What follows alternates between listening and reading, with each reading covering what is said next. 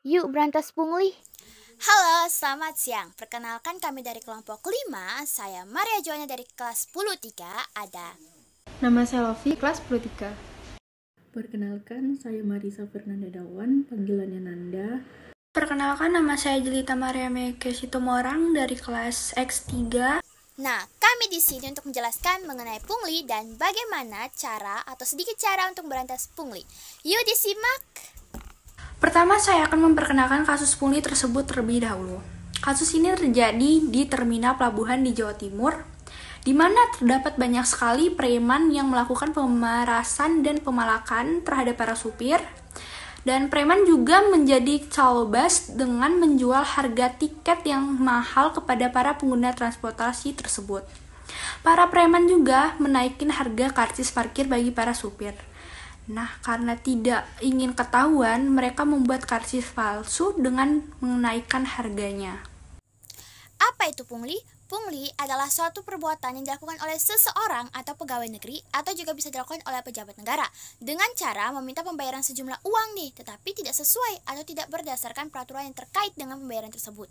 Dalam kasus tersebut, preman melakukan pemerasan terhadap supir untuk mendapatkan keuntungan. Padahal harusnya tidak seperti itu ya.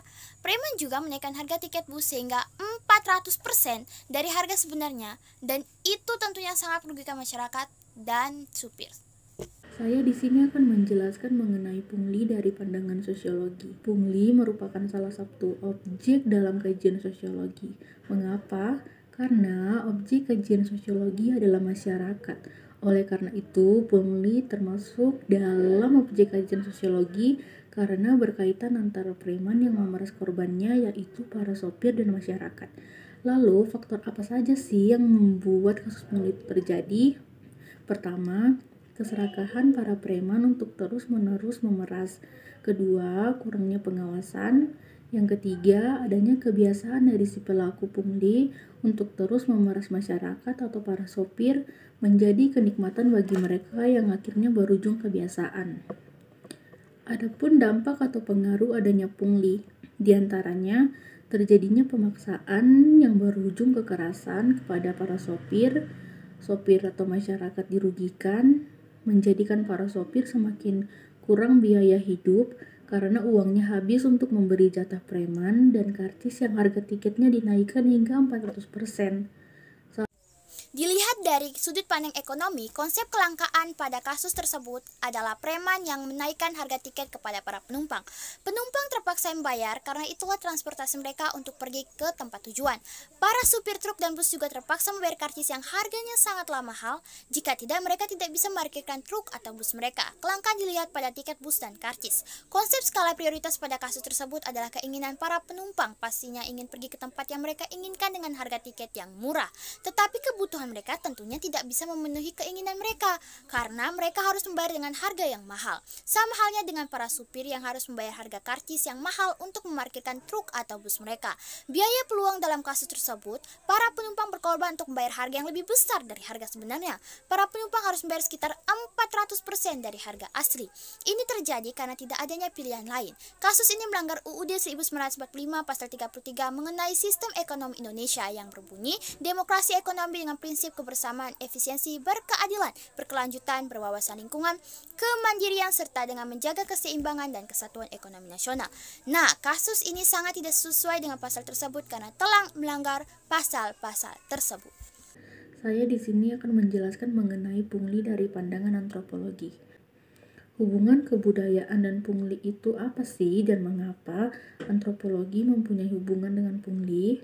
Itu dikarenakan antropologi memiliki ilmu yang meliputi perilaku manusia, yaitu para preman yang serakah dan para sopir yang menjadi tertindas.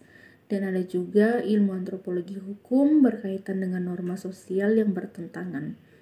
Ekonomi dan mata pencaharian hidup jadi satu. Yang pertama, pelaku kekurangan ekonomi. Nah, para pelaku atau preman mencari mata pencahariannya dengan melakukan hal ini, yaitu melakukan kegiatan pungli dan memeras pada sopir dan masyarakat.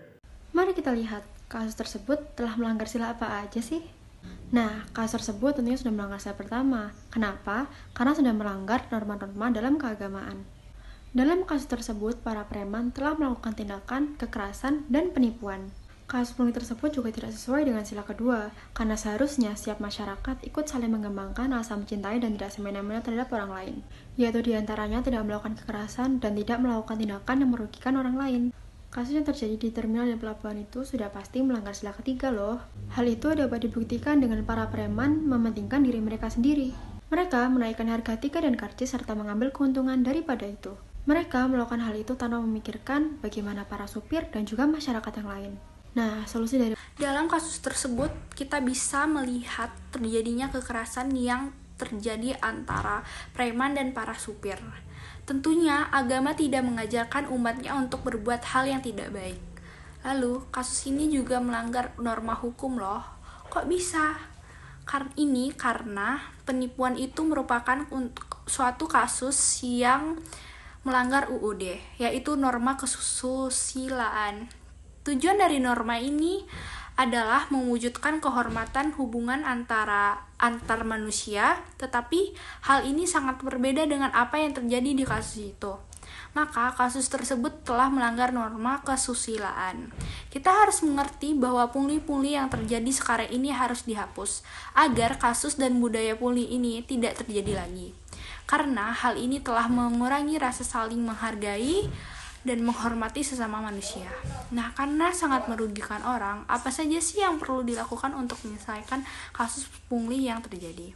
Pertama adalah upaya untuk memperketat keamanan. Selain itu, masyarakat juga perlu diberikan arahan agar tahu mana yang asli dan mana yang hoaks, agar tidak mudah ditipu, dan hukuman yang berat dan kesadaran para pelaku ataupun masyarakat juga bisa menjadi solusinya. pungli ini merupakan suatu kegiatan yang sangat merugikan orang lain, dan kita harus menghapus serta membasmi pungli sebelum menjadi budaya Indonesia. Karena sudah paham, Apalagi yang ditunggu? Ayo berantas pungli.